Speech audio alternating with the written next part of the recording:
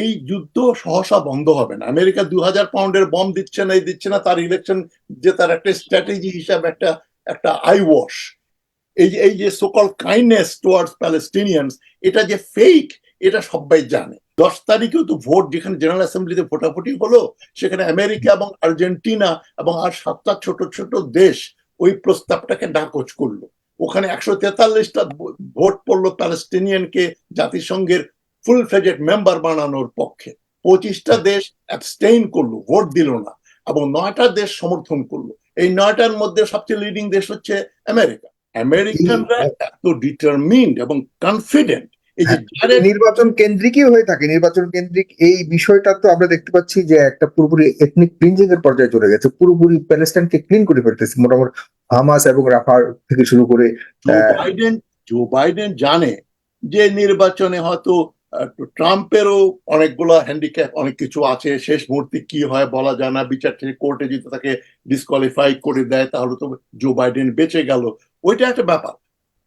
জো বাইডেনের নির্বাচন, Democratic party ক্ষমতায় আসবে কি আসবে না, তার চেয়ে তো বড় কথা হচ্ছে ইউনাইটেড স্টেটস অফ আমেরিকার ইন্টারেস্ট। চায়না বা রাশিয়া যেন মিডল ইস্টে ঢুকতে না পারে, ওদেরকে প্রতিহত করে, নাম্বার ওয়ান। দ্বিতীয়ত হচ্ছে এই যে আমরা মনে করি অমুক বিলিয়নিয়ার, অমুক মানে করেন আপনার বিল গেটস বা ওয়ারেন বাফেট, এরা সব বড় বড় বড় লোক। মানে এই যে জুইশ যে ফ্যামিলি, যেটা কি নাম ওদের, ওই যে আরে তারা ট্রিলিয়নিয়ার, যারা আমেরিকান রিজার্ভ ব্যাংক যারা কন্ট্রোল করে, ওই ফ্যামিলিটার নামটা কি, মানে জুইশ ফ্যামিলি, রথচাইল্ড ফ্যামিলি। তাদের যে ধন সম্পদ এর পরিমাণ, এটাই 15টা বিল গেটস তার পাশে দাঁড়াতে পারবে না, বাট দে ডোন্ট পাবলিসাইজ, তাদেরটা লুকাই, এবং দে রান আমেরিকার আমেরিকার রিজার্ভ ব্যাংকও তারা পরিচালনা করে। এই যে কেনেডি, মানে জন এফ কেনেডি যখন প্রেসিডেন্ট, উনি ওই ব্যাপারটা বিরোধিতা করেছিলেন যে না না, রিজার্ভ ব্যাংক তো আমেরিকার মার্কিন সরকারের অধীনে থাকবে। এই বিরোধিতা করার জন্যই কিন্তু তাকে হেভি মূল্য দিতে হলো, তাকে মেরেই ফেললো।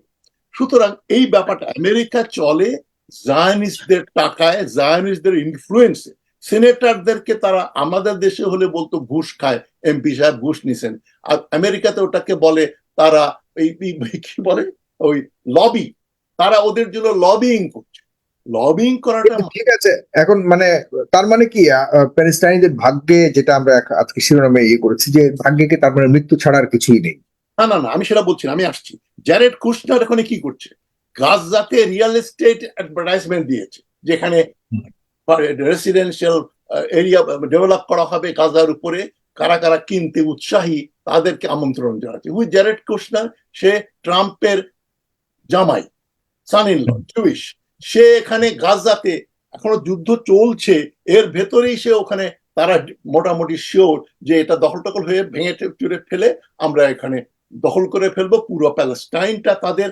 ইসরায়েলের ব্লু প্রিন্ট, শুধু প্যালেস্টাইন না, জর্ডান, লেবানন, সিরিয়ার একটা অংশ, গ্রেটার ইসরায়েল যেটা তারা বলে, মানে ইসরায়েল, সিরিয়া, জর্ডান, লেবানন এবং হোল অফ প্যালেস্টাইন এবং গাজা, সাইনাই, এত বড় একটা দেশ হবে তাদের জুইশ হোমল্যান্ড। এই ড্রিম তাদের আছে, এবং এই ড্রিমটা আমেরিকাও এটা চায়।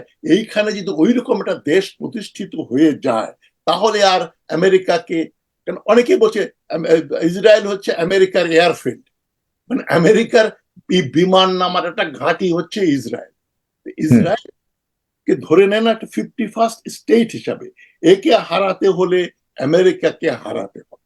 তবে আমি খুবই আশাবাদী, এই যে ক্যাম্পাস প্রোটেস্ট হচ্ছে কলম্বিয়া থেকে হার্ভার্ড, ইউসিএলএ, বার্কলে থেকে শুরু করে এখন ইউরোপেও চলে গেছে, এই ক্যাম্পাস প্রোটেস্টের ফলে, মানে ভিয়েতনাম যুদ্ধের সঙ্গে গাজার যুদ্ধের পার্থক্য হচ্ছে এটাই, যে ভিয়েতনামের যুদ্ধ টেলিভিশনে দেখা যেত না, ইন্টারনেট ছিল না। এখন আপনি ড্রয়িং রুমে বসে এই যে ম্যাসাকার হচ্ছে, 2 বছরের বাচ্চা ইতিম হয়ে যাচ্ছে, পরিবারের সবাই মারা যাচ্ছে, এইটা দেখার ফলে যে ইয়াং জেনারেশন, মিলেনিয়াল এবং জেনারেশন জি, যাদের জন্ম সালের পরে, এবং 1985 থেকে 2000 সাল পর্যন্ত, এবং তার পরের জেনারেশন যারা আমার এখন 20, 21, 22 বছর বয়স, তাদের কিন্তু যে পরিবর্তনটা এসছে, যে উই আর অল প্যালেস্টিনিয়ানস টুডে, এই ব্যাপারটাকে কিন্তু এখন জো বাইডেন বা ইলেকশন দিয়ে এটা নির্ধারণ করা যাবে না।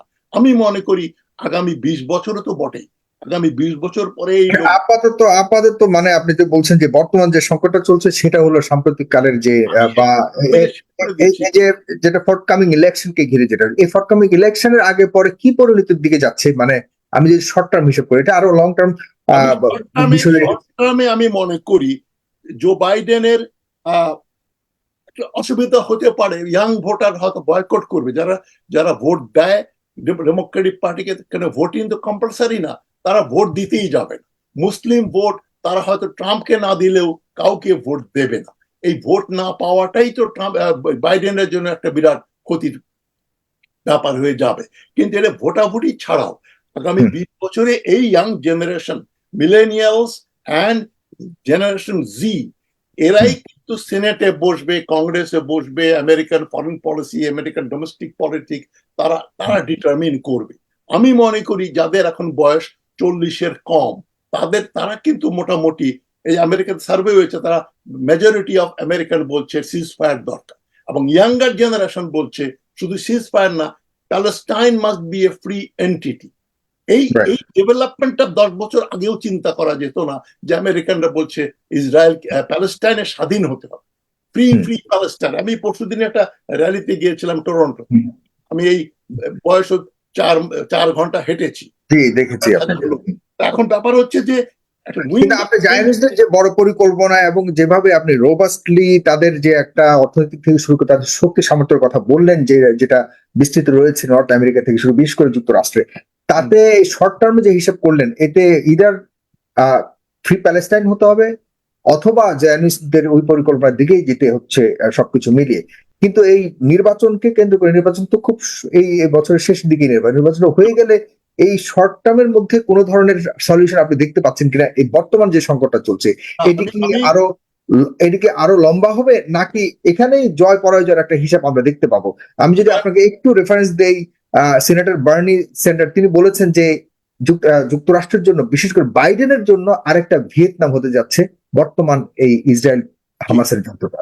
আসলে কি তাই মনে করেন কিনা আপনি? আমি I tend to agree with Bernie Sanders, যে এই যুদ্ধ সহসা বন্ধ হবে না। আমেরিকা 2000 পাউন্ডের বম দিচ্ছে না, দিচ্ছে না, তার ইলেকশন যে তার একটা স্ট্র্যাটেজি হিসাবে একটা আই ওয়াশ, এই যে সোকল কাইন্ডনেস টুয়ার্ডস প্যালেস্টিনিয়ানস, এটা যে ফেক, এটা সবাই জানে। তো এখন তারা চাচ্ছে নেতানিয়াহুকে, তো তারা নেতানিয়াহু যেটাই বলছে, তারা বলছে আমরা তো বলছি, নেতানিয়াহু শোনে না। আরে তুই শোনে না মানে তুমি সুপার পাওয়ার, তোমার টাকায় তারা চলে।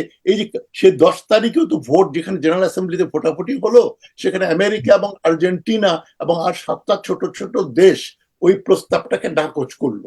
ওখানে 143টা ভোট পড়লো প্যালেস্টিনিয়ানকে জাতিসংঘের ফুল ফ্লেজেড মেম্বার বানানোর পক্ষে, 25টা দেশ অ্যাবস্টেইন করলো, ভোট দিল না, এবং 9টা দেশ সমর্থন করলো। এই 9টার মধ্যে সবচেয়ে লিডিং দেশ হচ্ছে আমেরিকা।